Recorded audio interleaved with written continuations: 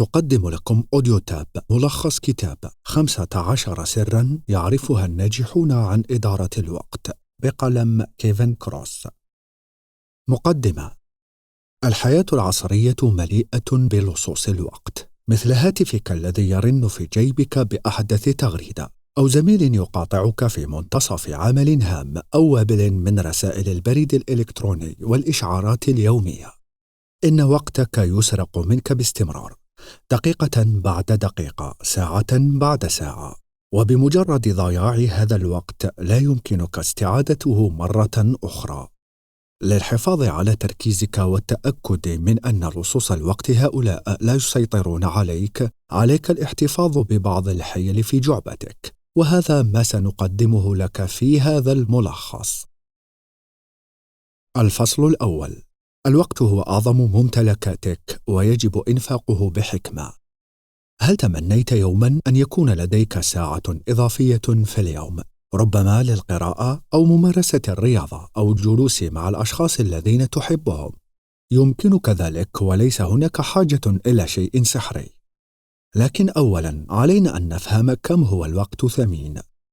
هذا هو السبب في أن السر الأول لإدارة الوقت هو معرفة أن الوقت هو أثمن ما تملكه، وأنه بمجرد ضياعه لا يمكنك استعادته أبداً. هناك طريقة جيدة لمراقبة هذا المورد الثمين، وهي تقسيمه. فمثلاً هناك 1440 دقيقة في اليوم، ويجب استثمار كل منها بحكمة. لتذكير نفسه بهذه الحقيقة، قام المؤلف بوضع ملصق كتب عليه 1440 على باب مكتبه، يذكره بالوقت المحدود في كل يوم. حسناً، هناك مجموعة من المهام اليومية التي يمكنك فعلها في الواقع في دقيقة واحدة، مثل تمارين الضغط أو قراءة قصيدة أو سقي نبات. هذه الحقيقة تجعل الدقائق مفتاح مراقبة وقتك.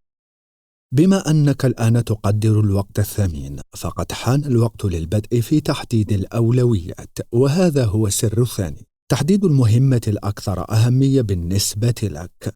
هذه هي المهمة الوحيدة التي سيكون لها أكبر تأثير على حياتك أو عملك.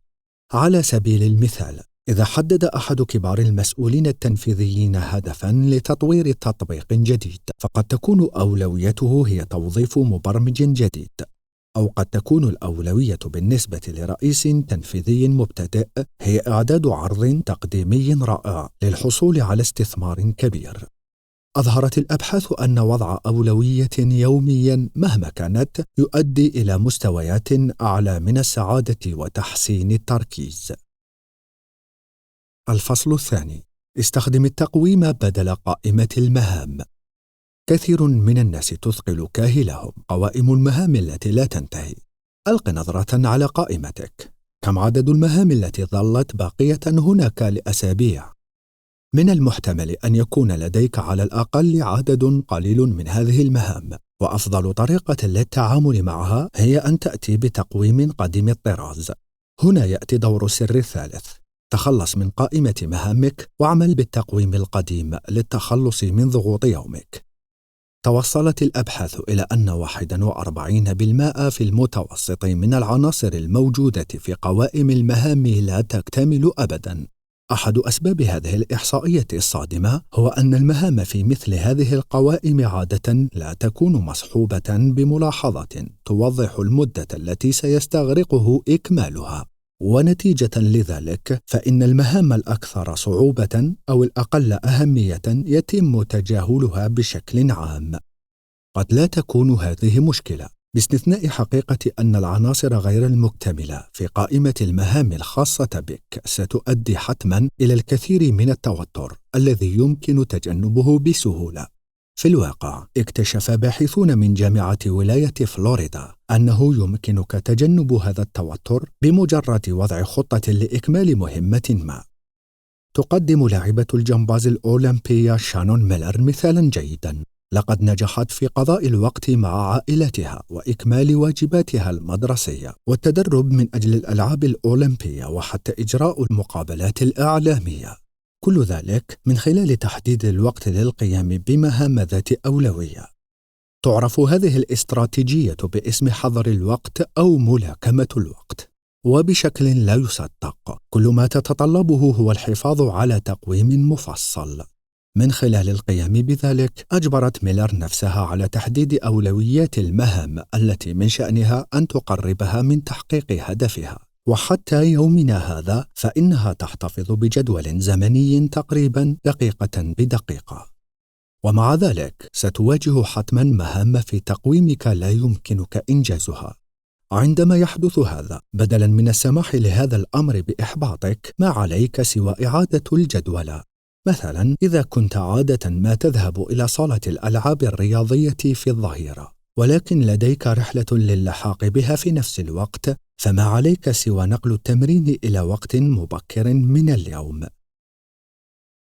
الفصل الثالث: المستقبل في مواجهة المماطلة. هناك موعد نهائي مهم يقترب، وبدلا من العمل في المشروع قيد البحث، تجد نفسك شغلت بالفيسبوك أو بإرسال رسائل نصية إلى صديق أو مشاهدة برنامجك المفضل. التسويف أمر صعب، لكن لحسن الحظ هناك استراتيجيات للتحرر منه والبدء في إنجاز الأمور. هذا هو المكان الذي يأتي فيه السر الرابع. يمكن التغلب على التسويف من خلال تخيل نفسك في المستقبل. بعد كل شيء، أنت لا تماطل لأنك كسول، ولكن لأنك لا تملك الدافع الكافي.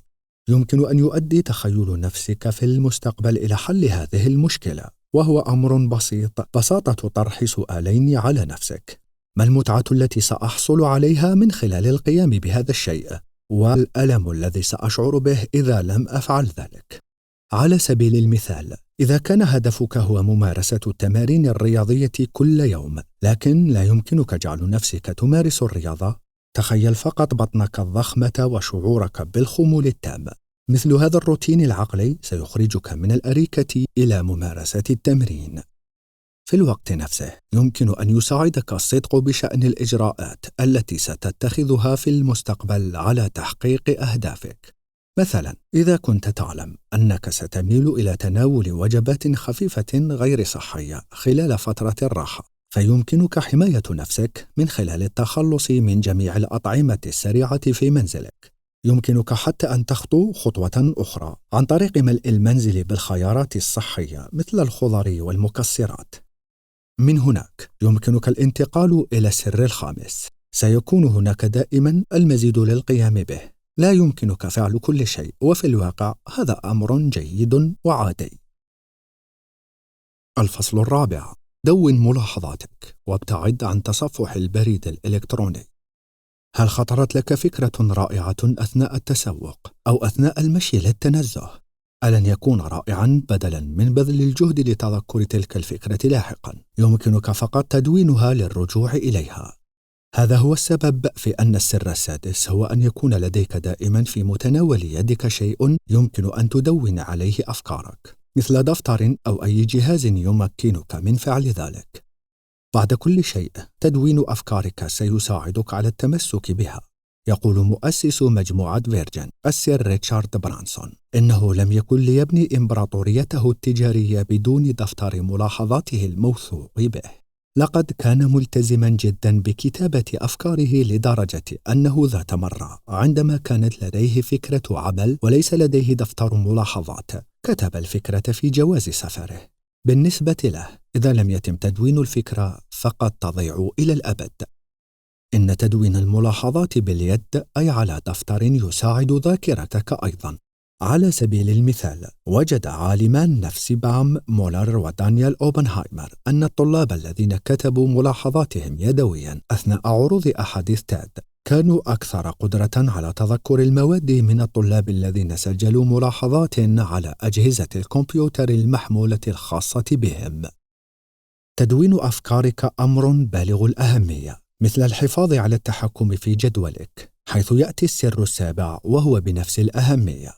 في الواقع، خلافاً للاعتقاد الشائع، فإن التحقق المستمر من رسائل البريد الإلكتروني غير مثمر، وذلك لأن التوقع الذي شعرت به عند فحص بريدك الوارد يمكن مقارنته بسحب مقبض ماكينة القمار.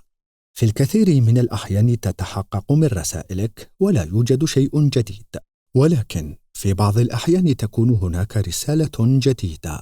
عدم القدرة على هذا التنبؤ يسبب الإدمان، ويبدأ المرء في التحقق أكثر فأكثر على أمل الحصول على جرعة الدوبامين التي تقدمها الرسالة. من الواضح أن هذا يكلفك الوقت ويقطع تركيزك. الفصل الخامس: استمر في التحكم في وقتك عن طريق تجنب الاجتماعات، وتعلم قول لا. إذا كان لديك وظيفة مكتبية من قبل، أنت حتماً تعلم كيف يمكن أن تكون الاجتماعات مملة بشكل لا يصدق. لكن هذه ليست المشكلة الوحيدة في الاجتماعات. السر الثامن يقول أن معظم الاجتماعات غير فعالة، ولا يجب عليك جدولتها إلا كملاذ أخير. في الواقع، وجد استطلاع عام 2015 أن 35% من المستجيبين اعتبروا اجتماعات الحالة الأسبوعية مضيعة للوقت، وهذا لسببين رئيسيين. أولاً، وفقاً لقانون باركنسون التافه، يميل المشاركون في الاجتماع إلى إضاعة الكثير من الوقت في قضايا تافهة. ثانياً، يهيمن المنفتحون عادة على الاجتماعات، مما يجعل الآخرين أقل احتمالية للمشاركة. نتيجة لذلك، قد لا يتم تبادل المعلومات القيمة خلال مثل هذه الاجتماعات. ومع ذلك، إذا كان عليك عقد اجتماع، فاختر أن يكون جميع الحاضرين واقفين بدلاً من الجلوس. قد يبدو هذا غريباً، لكن الباحثين في جامعة واشنطن وجدوا أن الاجتماعات التي يقف خلالها المشاركون تؤدي إلى تعاون أفضل، وتقليل الارتباط بالأفكار، ومستويات أعلى من المشاركة، وحل أكثر فاعلية للمشكلات. كذلك التحكم في توقيت الاجتماعات سيمنع الناس من استنفاذ وقتك. هذا أمر أساسي، لأن الآخرين سيطلبون منك باستمرار أشياء، وهي حقيقة تتوافق بشكل جيد مع السر التاسع: تحقيق أهدافك الفورية بشكل أسرع من خلال قول لا لمعظم الأشياء. بعد كل شيء، في كل مرة تقول فيها نعم لشيء ما، فإنك تقول لا لشيء آخر. تعد المجدف الأولمبي سارة هندرشوت مثالاً جيداً على ذلك. إنها محترفة في قول لا للمشاركات الاجتماعية وغيرها. مكنتها هذه المهارة المكتسبة من التركيز على الفترة التي سبقت أولمبياد 2012 في ريو، حيث تأهلت إلى النهائيات. لقد وجدت الأبحاث أن الأشخاص الذين يميلون إلى قول لا استجابة لطلبات تضييع وقتهم يكونون أكثر سعادة ولديهم المزيد من الطاقة. الفصل السادس: قاعدة 80-20، وبعض الأسئلة ذاتية التأمل ستزيد من كفاءتك ورضاك. أنت تعلم الآن أنه من الضروري قضاء وقتك المحدود في المهام التي سيكون لها أكبر تأثير. يمكن أن يساعدك السر العاشر في القيام بذلك. ينص على أنه من خلال تطبيق مبدأ باريتو يمكنك تسريع خطاك نحو النجاح. إليك ما يعنيه ذلك. في تسعينيات القرن 19 وجد الفيلسوف والاقتصادي الإيطالي باريتو أن 20% من نباتات البازلاء في حديقته أنتجت 80% من القرون الصحية. لقد استنتج قاعدة 80-20 هذه في المبدأ العام الذي يحمل اسمه الآن، ويمكن تطبيقه على عدد من المجالات. على سبيل المثال، من خلال تطبيق قاعدة 80-20 على موظفيك، قد تقرر التخلي عن غالبية مندوبي المبيعات لأنهم يمثلون أقل الموظفين أداءً لديك. من هناك يمكنك تركيز طاقتك على 20% المتبقية الذين يولدون بالفعل 80% من مبيعاتك، من خلال منحهم مكافآت ومستويات أكبر من الدعم. من المرجح أن تكون النتيجة النهائية هي تحسن عام في المبيعات. أو يمكنك استخدام قاعدة 80-20 في حياتك الشخصية، من خلال تحليل المهام التي تقوم بها على أساس أسبوعي، ثم تحديد أي منها له التأثير الأكبر. يمكنك أيضاً إنجاز المزيد من خلال التقييم النقدي للمهام التي أمامك. تم تصميم السر 11 لمساعدتك على القيام بذلك. يقول أن الاستفادة من مهاراتك وتفويض العمل سيزيد من إنتاجيتك. فقط خذ تجربة نشرت في عام 2013. وجد أن 43% من العمال غير راضين عن المهام التي يؤدونها في العمل. من خلال تدريب الموظفين على الإبطاء وطرح بعض الأسئلة على أنفسهم، تمكن مؤلفو الدراسة من تحديد المهام الأكثر أهمية، مما وفر 8 ساعات إضافية في الأسبوع. كان السؤال الأول الذي طرحه العمال على أنفسهم هو: ما مدى أهمية هذه المهمة للشركة؟ ثم السؤال الثاني: هل هناك أي شخص آخر يمكنه إكمالها؟ وأخيراً: كيف يمكن إنجاز هذه المهمة إذا كان لدي نصف الوقت؟ الفصل 7: تحديد المواضيع لكل يوم وإتمام المهام الصغيرة على الفور سيزيد من كفاءتك. في يوم عادي في المكتب، هل سبق لك أن واجهت صعوبة في التركيز؟ إن ذلك يحدث لمعظم الناس. هذا هو السر 12 الذي يقول إن تجميع عملك في مواضيع متكررة كل أسبوع سيجعلك أكثر فاعلية. مثال رائع يأتي من جاك دورسي، المؤسس المشارك لتويتر ومؤسس سكوير. يقول إن السر في إدارة شركتيه هو أن يكون هناك موضوع لكل يوم. مثلا في أيام الاثنين سيركز على الإدارة، الأربعاء ستخصص للتسويق، وسيتم تخصيص يوم الأحد للتفكير والنتائج ووضع الاستراتيجية للأسبوع المقبل. مدرب ريادة الأعمال دان سوليفان مثلا يوصي بوضع كل أسبوع على أساس 3 أنواع من الأيام للحفاظ على تركيزك وعلى نشاطك. النوع الأول يسمى يوم التركيز، وهو مخصص للأنشطة الحيوية مثل مهام زيادة الإيرادات. النوع الثاني يسمى اليوم الاحتياطي، وهو مخصص لمتابعة رسائل البريد الإلكتروني والرد على المكالمات وعقد الاجتماعات وتفويض المهام والقيام بالأعمال الورقية. وأخيراً اليوم الحر، وهو اليوم الذي لا ينبغي فيه القيام بأي عمل. هذا النوع الأخير محجوز للإجازة ووقت الأسرة والعمل الخيري. هناك طريقة أخرى بسيطة لتعزيز كفاءتك تتعلق بمعالجة المهام الصغيرة. هذا هو السر 13 والذي ينص على أنه يجب عليك على الفور اتخاذ إجراء بشأن المهام التي ستستغرق أقل من 5 دقائق لإنجازها، وتجنب العودة إلى نفس المهمة مرارا وتكرارا. المؤلف مثلا راسلته شقيقته عبر البريد الإلكتروني، ولكن بدلا من الرد عليها اتصل بها هاتفيا للتأكد من أنهما يستطيعان التحدث. من خلال تحديد موعد مكالمة في تقويمه، قام بتوفير الطاقة العقلية التي كان سيقضيها في محاولة تذكرها للعودة إليها. قرر التعامل مع هذه المهمة على الفور. إذا كان قد وضعها بدلا من ذلك في قائمة مهام أو تركها في صندوق بريده الإلكتروني، فمن المحتمل أنه لن يتذكر أبدا معالجتها. الفصل 8: زيادة مستوى الطاقة لديك واهتمامك بطقوس صباحية وتقنية بومودورو. تخيل أنك تستيقظ في 6 صباحا وتتدرب لمدة 45 دقيقة، ثم تتناول وجبة فطور لذيذة غنية وصحية. قد يبدو الأمر صعبا، ولكن السر 14 يوضح سبب أهميته. ينص أن تخصيص الساعة الأولى من كل يوم لروتين الصباح سيعزز صحتك، عقلك وجسدك وروحك. في الواقع يعد بدء اليوم بالتمرين طريقة رائعة لتدفق عصائرك الإبداعية. فكر فقط في الكاتب دان ميلر الأكثر مبيعاً في صحيفة نيويورك تايمز، والذي يبدأ كل يوم بالتأمل لمدة نصف ساعة، ثم ممارسة التمارين لمدة 45 دقيقة أثناء الاستماع إلى البرامج الصوتية. يتجنب الاطلاع على الأخبار أو النظر إلى هاتفه خلال هذا الوقت، ويخصص ساعته الأولى للتجارب الإيجابية والملهمة، حتى أنه يقول أن أفكاره الأكثر إبداعاً تأتي إليه خلال هذا الوقت من اليوم. من هنا يمكنك زيادة طاقتك ورفاهيتك من خلال تناول وجبة فطور صحية وشرب الكثير من الماء. هذا أمر مهم جدا بالنسبة للمؤلف شون ستيفنسون، فهو يعتبر الطاقة كل شيء، ولذلك يبدأ كل يوم بما يسميه الحمام الداخلي. إنه ببساطة يشرب الكثير من الماء النقي لتحفيز عملية التمثيل الغذائي عن طريق التخلص من الفضلات. في الواقع، وفقاً للسر 15، فإن الطاقة لها أهمية قصوى، السر هو أن الإنتاجية لا تتعلق بالوقت، بل بالحفاظ على التركيز والطاقة.